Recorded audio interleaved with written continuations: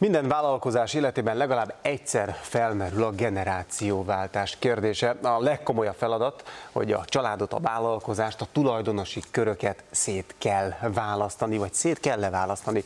Ehhez is segítséget kaphatunk a Business Talks 24 konferencián. Vendégünk az esemény egyik előadója, Kürti Tamás, Kürti Tom, a Kürt Akadémia ZRT intézmény vezetője. Szép jó reggelt! Jó reggelt kívánunk! Köszönjük, hogy eljöttél hozzánk. Ekkora kérdés egyébként, vagy ekkora probléma, vagy problémaként merül fel egyáltalán a generációváltás a különböző vállalkozások esetében?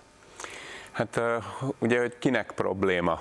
És egyrészt azt gondolom, hogy nyilván ez egy személyes helyzet egy-egy vállalkozó család életében, másrészt ugyanakkor egy társadalmi helyzet is, hiszen a foglalkoztatás Magyarországon, de Európában is, illetve az adóbefizetés 60-70% a családi vállalatoktól jön. Tehát, hogyha nem sikerül továbbadni a vezetést, nem sikerül továbbadni a felelős tulajdonlást, akkor az veszélyt jelent a foglalkoztatásra, az adóbefizetésre. De hát nyilván személyesen az egyes vállalkozások részére meg ugyancsak problémát jelent, de ha le akarom lőni a poént, akkor nem az utódláson érdemes ma már megfogni a dolgot. Persze régen, hogyha királyokra gondolunk, vagy a monarchiára, ott az volt a lényeg, hogy jaj, csak legyen egy élő utód, jaj, csak legyen egy olyan utód, aki nem csak él, de még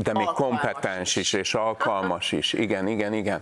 Ma viszont sokkal gyorsabbak a dolgok, és sokkal tovább élünk, és az derült ki, hogy az igazi lényeg az, hogy a generációk mennyire tudnak jól együtt élni, együtt dolgozni, és együtt tulajdonolni. Meg hogy mennyire fogadják el a nagyok azt, amit az új generáció próbál mondani, sugallni, tanult, és esetleg próbál átadni neki, és ezzel produktívabbá téve, gyakorlatilag ez most a KKV-szektorról beszélünk, de produktívabbá téve a termelést. Hát és oda-vissza.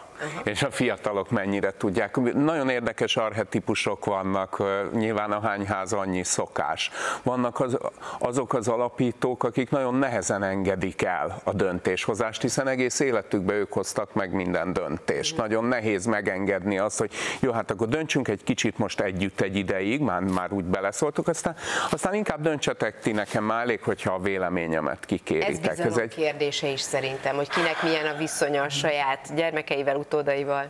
Hát illetve egy folyamat, illetve nagyon sokszor ez nem csak egy természetes folyamat, hanem érdemes szakértőkkel együtt dolgozni ezekben a folyamatokban. És ha már a szakértőket említetted, akkor a konferencián, ugye, ahol előadó is leszel, ott egészen pontosan akkor kiket próbáltok edukálni ebből a szempontból, és mi lesz az a fő csapásvonal, amelyet, vagy az a fő információ, vagy tudás, amelyet próbáltok, akár ugye tapasztalati alapon is átadni?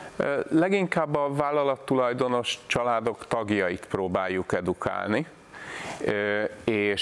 és elsősorban azt világítjuk meg a számukra, hogyha abból a helyzetből, amiben ők minden nap benne élnek, hogyha hazamennek, akkor a munkatársaikkal is találkoznak, és ha bemennek dolgozni, akkor a családtagjaikkal is, ebből akkor tudnak egy jobban működő rendszert, egy fenntarthatóbb rendszert, egy olyan rendszert működtetni, amiben jobban is érzik magukat, és nem csak hatékonyabb, hogyha hajlandóak időt szánni arra, hogy külön-külön minden területtel egy kicsit foglalkozzanak.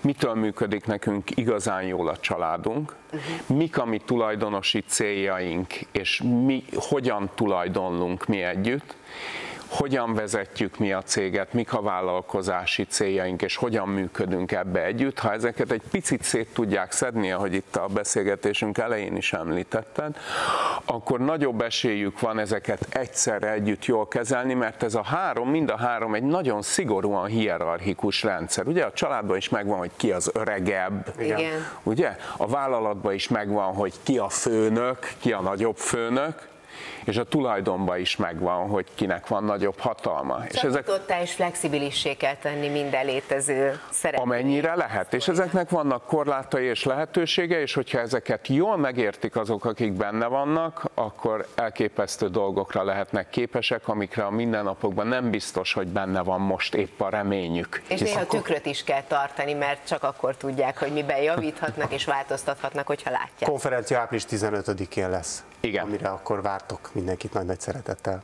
Köszönjük szépen, hogy itt volt. Köszönöm, hogy eljöttem.